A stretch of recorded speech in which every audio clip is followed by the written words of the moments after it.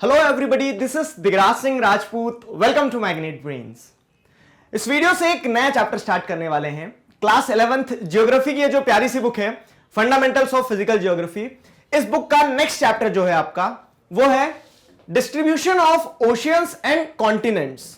Distribution of oceans and continent ये जो chapter है, चैप्टर क्यों है, ठीक है, क्यों पढ़ने वाले हैं, पहले उस चीज को हम समझते हैं। बेसिकली अगर आप बुक को देखोगे, मैंने आपको चैप्टर 1 स्टार्ट करने से पहले ही एक थीम समझाई थी, तो आपने जियोग्राफी एज डिसिप्लिन को समझ लिया था, ठीक है। फिर जो आपका सेकंड यूनिट है वो है अर्थ। अब जब अर्थ को समझना है तो अर्थ को हम कैसे समझेंगे, जीरो से समझना चालू करेंगे, ठीक है। आप जब काउंटिंग सीखते हो तो ऐसे सीखते हो ना, 1 2 3 4, फिर आगे बढ़ते जाते हो। ऐसा थोड़ा ना कि डायरेक्ट 5 15 5 का पहाड़ा पढ़ोगे सीधे। तो उसी तरह से आपने पहले अर्थ के ओरिजिन को देखा, ठीक है, किस तरह से अर्थ ओरिजिनेट हुआ, दूसरा सोलर सिस्टम ओरिजिनेट हुआ, और फिर मून और पूरी दुनिया भर की कहानी, ठीक है, लाइफ फॉर्म कैसे आया। फिर अब थोड़ा आगे मूव करते तो अर्थ बन गया हमारा। हमने अर्थ के इंटीरियर को समझा इससे पहले वाले चैप्टर में। आपने अर्थ का इंटीरियर देख लिया, कैसा है, क्या क्या है, कहां मैग्मा है, कहां सॉलिड है, कौन कौन सी लेयर्स है, वो सारी चीजें आपने पता कर ली है। अब आप क्या पढ़ने वाले हैं इस चैप्टर में? देखो, यूनिट हमारा अर्थ ही है। अगर आप ब्रॉड यूनिट समझोगे तो यूनिट हमारा अर्थ ही है। तो अर्थ का आपने अंदर का भाग पूरा देख लिया कि अंदर क्या है, किस तरह से इंटीरियर बना है अर्थ का। अब सवाल यह आता है कि ऊपर क्या है। तो ऊपर आपने देखा होगा या तो अर्थ पे जमीन है या तो अर्थ पे पानी है, पानी के नीचे फिर जमीन है। लेकिन हम अर्थ को कैसे देखते हैं? या तो अर्थ पे कॉन्टिनेंट्स है या तो अर्थ पे ओशियंस है। आया समझ में? कनेक्ट कर पा रहे हो ना? तो अब हम इस चैप्टर में वही सारी चीजें पढ़ने वाले हैं कि अर्थ पे जो कॉन्टिनेंट्स है तो कॉन्टिनेंट्स क्या है, क्यों है, कैसे है, और ओशियंस है तो ओशियंस क्या है, क्यों है, कैसे है। क्लियर हुआ? तो अब आप अर्थ के इंटीरियर को देखने के बाद में अर्थ के एक्सटीरियर को देखोगे।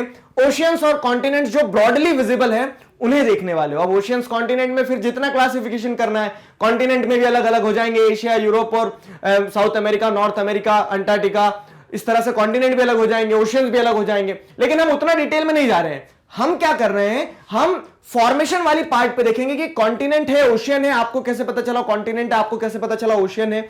आज जो कॉन्टिनेंट और ओशियन है, क्या ये हमेशा से वैसे ही थे? ठीक है। तो इस चैप्टर में आपको कॉन्टिनेंट और ओशियन की पूरी कहानी आपको जानने को मिलेगी। जिस तरह से आपने पिछले चैप्टर में इंटीरियर की पूरी कहानी समझी थी, वैसे ही आप कॉन्टिनेंट्स और ओशियंस की पूरी कहानी इस वीडियो में जानने वाले हैं, समझने वाले हैं। क्लियर हुआ यहां तक? चलो देखो, पहला वीडियो लेक्चर है, इंट्रोडक्टरी वीडियो लेक्चर है। चैप्टर की थीम समझाएंगे आपको कि चैप्टर किस बारे में है और हम चैप्टर में कौन कौन से टॉपिक्स पढ़ने वाले हैं। ये दो चीजें मैं आपको बताऊंगा। फाइन। तो सबसे पहले अगर अर्थ की हम बात करते हैं ना, तो अर्थ पे आप जैसे देखोगे कॉन्टिनेंट और ओशियन तो है, लेकिन इवनली नहीं है। ऐसा नहीं है कि मतलब आधे अर्थ पे कॉन्टिनेंट है, आधे अर्थ पे ओशियंस है। अनइवन डिस्ट्रीब्यूशन है, ठीक। Continent covers 29% of the surface of earth and the remainder is under oceanic waters. अगर आप समझेंगे तो क्या है कि ये जैसे पूरा अर्थ है। अब पूरा अर्थ जो है, तो पूरा अर्थ कहीं ना कहीं यहां पे ऐसा नहीं है कि ओशियन जो, तो ओशियन में डूबोगे तो सिर्फ पाताल में जाके गिरोगे आप, ठीक है। वहां पे भी कहीं ना कहीं बेस मिलेगा आपको।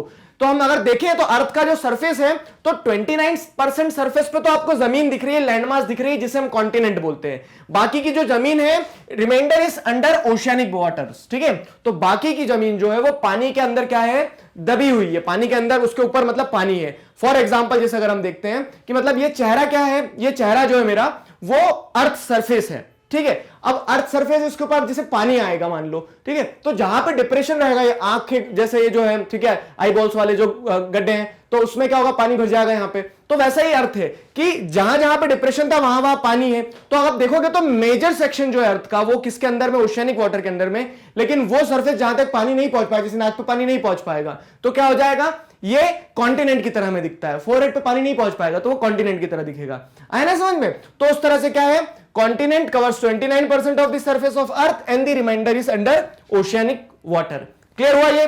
ठीक। अब देखो क्या है, position of continent and ocean bodies.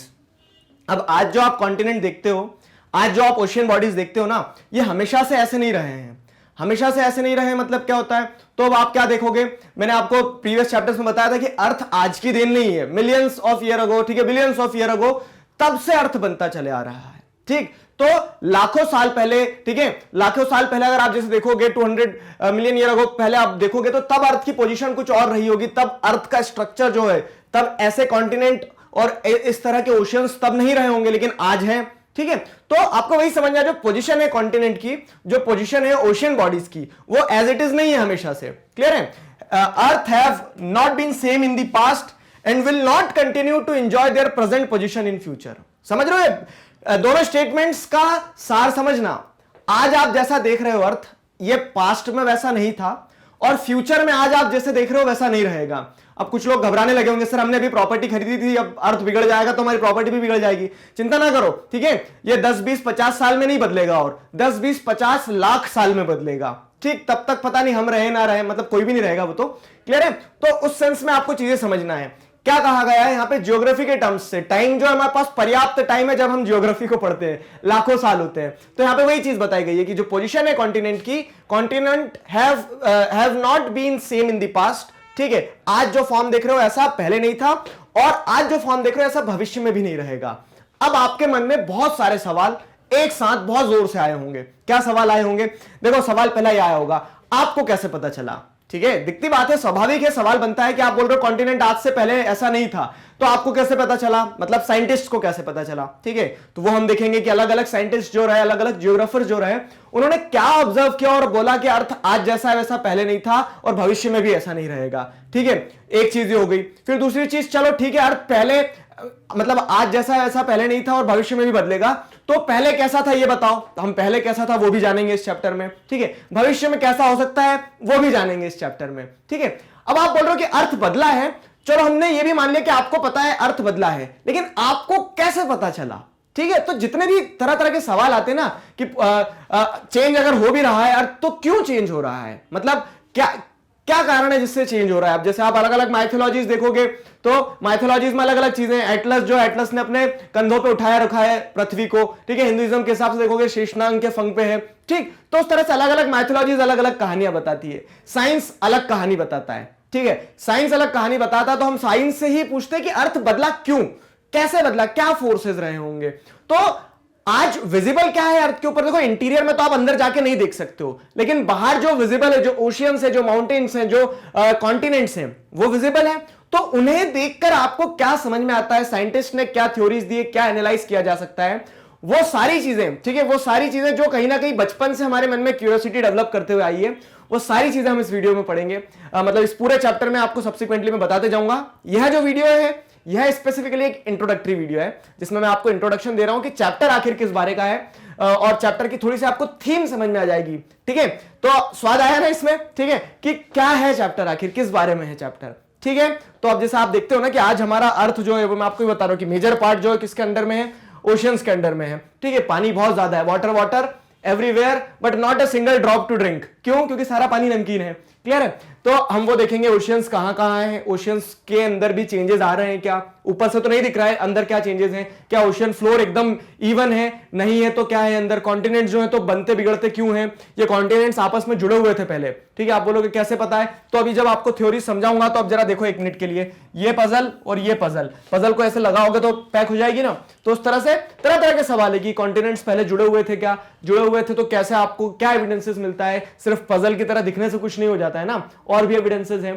तो वो सारी थ्योरीज पढ़ेंगे। अब जैसे पहले क्या था, तो पहले ऐसा कुछ था कि एक पेंथेलासा ओशियन था, पेंजिया जो था तो वो क्या था, एक पूरा लैंडमास था, और वो उससे ही क्या है, अब जैसे देखो ये अफ्रीका निकला, उसी से ये इंडिया निकला, उसी से अंटार्कटिका, उसी से ऑस्ट्रेलिया निकला। तो ये जो थ्योरीज दी जाती है, इस तरह के जो कह सकते हैं हाइपोथेसिस प्रेजेंट किए जाते हैं, तो उसके पीछे का लॉजिक आपको इस चैप्टर में जानने को मिलेगा। छोटी क्लासेस में आप सभी ने पढ़ा होगा कि हाँ अर्थ पहले एक था अब अलग हो गया, लेकिन वो क्यों, कैसे, क्या वाले जो सवाल थे आपके मन में छोटी क्लासेस में भी होंगे, तब मैंने आपसे यही कहा होगा कि आप बड़ी क्लासेस में पढ़ोगे। तो इस चैप्टर में हम वो सारे सवालों के जवाब ढूंढने वाले हैं। What we are going to study in this chapter, ये सारे टॉपिक्स हैं। देखो ठीक है, टॉपिक्स अच्छे से समझ लेना। पहला वीडियो लेक्चर का ऑब्जेक्टिव ये रहता है कि आपको थीम समझ में आ जाए। देखो थ्योरीज क्या है, जैसे अल्फ्रेड वैगनर की थ्योरी देखेंगे हम, कॉन्टिनेंटल ड्रिफ्ट। कॉन्टिनेंटल ड्रिफ्ट क्या, उन्होंने क्या कहा कि कॉन्टिनेंट जो है वो ड्रिफ्ट कर रहे हैं, फिसल रहे हैं। ठीक है, उन्होंने क्यों ऐसा कहा, तो उन्होंने क्या क्या एविडेंसेस दिए अपने आर्गुमेंट के सपोर्ट में, तो evidences in support of continental drift, तो उनके एविडेंसेस देखेंगे। ठीक, फिर फोर्स फॉर ड्रिफ्टिंग, ड्रिफ्टिंग आखिर हो रही है तो ड्रिफ्टिंग कौन करवा रहा है, ऐसा तो नहीं कि दो लोग बैठे नीचे से अर्थ को खींच रहे हैं, कॉन्टिनेंट्स को खींच रहे हैं, कॉन्टिनेंट्स की ड्रिफ्टिंग क्यों हो रही है। ठीक है, मतलब अल्फ्रेड वैगनर जैसे कॉन्टिनेंटल ड्रिफ्ट की थ्योरी देते हैं तो एक्सप्लेन भी करते हैं। ठीक है, अब उनकी ड्रिफ्ट के मतलब उनकी थ्योरी को भी लोगों ने चैलेंज किया, जैसे आप अगर आप देखोगे चैप्टर 1 में भी नेबुलर हाइपोथेसिस, तो उसके बाद में भी और हाइपोथेसिस पे हाइपोथेसिस आते चले गई। लोगों ने क्या किया, एक तरह से अपना आइडिया दिया, उसमें जो कमी थी उसे क्रिटिसाइज किया। तो वैसे ही कॉन्टिनेंटल ड्रिफ्ट थ्योरी जो समझाई, तो उसके कह सकते हो उसमें जो लूप होल्स थे उन्हें ओवरकम करते हुए दूसरी थ्योरीज आई है। तो पोस्ट ड्रिफ्ट थ्योरीज में इंपॉर्टेंट हो जाएगी कन्वेक्शनल करंट। ठीक है, कन्वेक्शनल करंट थ्योरी में आपको समझाऊंगा। ओशन फ्लोर कॉन्फ़िगरेशन, अब क्या होता है, जो मैंने आपसे बताया ना कि चैप्टर में आप थ्योरीज के साथ साथ में डिस्ट्रीब्यूशन भी देखते चलोगे। तो ओशन जो होता है, ओशन में पानी के अलावा भी बहुत कुछ होता है। जिस तरह से कॉन्टिनेंट पे एक पूरी लाइफ है ना, उसी तरह से ओशन में भी एक पूरी लाइफ है। एक्वामैन नहीं देखी आपने, ठीक है, अपार्ट फ्रॉम जो यहां पे अगर हम आए तो ओशन फ्लोर कॉन्फ़िगरेशन में देखेंगे कि ओशन किस तरह से होते हैं, अंदर क्या होता है उसमें नीचे। ठीक है, distribution of earthquake and volcanoes. अब ये यहां पे एक चीज और इंपॉर्टेंट समझ में आ जाएगी आपको कि ओशन जो है, ओशियंस और जो उनकी मार्जिन्स होती है, प्लेट मार्जिन्स, जब मैं आपको प्लेट टेक्टोनिक्स समझाऊंगा तब वो चीजें क्लियर होगी। तो वो क्या करती है, वो एक तरह से अर्थक्वेक और वॉल्केनोस को भी जन्म देती है। ये चीज आप पिछले वीडियो में भी, पिछले चैप्टर में भी पढ़ चुके हो। पिछले चैप्टर में हमने आपको समझाया था कि कैसे अर्थ का इंटीरियर जो है, जहां पे मार्जिन्स रहती है, वहां से मतलब वो जो रीजन रहता है मार्जिन वाला, वो वल्नरेबल रहता है। तो अर्थक्वेक और वॉल्केनोस का डिस्ट्रीब्यूशन किस तरह से, एक छोटा टॉपिक है, ये समझेंगे हम। Concept of sea floor spreading, ठीक है, तो जैसे थ्योरीज है ना, कॉन्टिनेंटल ड्रिफ्ट हो गई, फिर अगर आप देखोगे तो कन्वेक्शनल करंट वगैरह के बारे में बताते हैं, वैसे ही सी फ्लोर स्प्रेडिंग का कंसेप्ट भी दिया गया है। सी फ्लोर स्प्रेडिंग का कंसेप्ट क्या है, तो जिसमें ऐसा कहा जा रहा है कि कॉन्टिनेंट्स ड्रिफ्ट नहीं कर रहे, सी फ्लोर जो है वो स्प्रेड होते जा रही है, बढ़ते जा रही है। ठीक है, तो ये भी आपस में जुड़ा हुआ कंसेप्ट है, ये भी अच्छे से समझेंगे हम।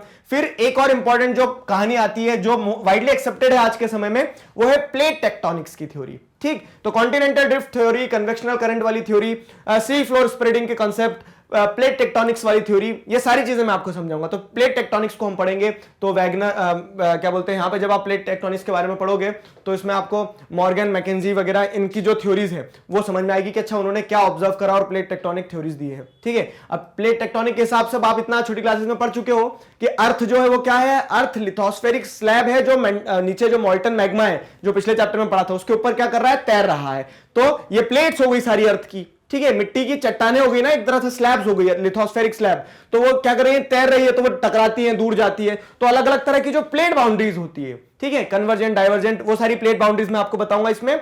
और रेट ऑफ प्लेट मूवमेंट, अब सर चलो मूव कर रही है, कुछ बहुत ज्यादा क्यूरियस बच्चे होते हैं, किस स्पीड से मूव कर रही है, ठीक है, मूव कैसे करती है, आपको कैसे पता चला, तो वो जो मूवमेंट वाली कहानी है, ठीक है, प्लेट बाउंड्रीज जो मूव करती है, तो उसके बाद में हम देखेंगे कि रेट क्या है जिससे वो मूव करती है। तो रेट ऑफ प्लेट मूवमेंट में हम वो चीज पढ़ेंगे।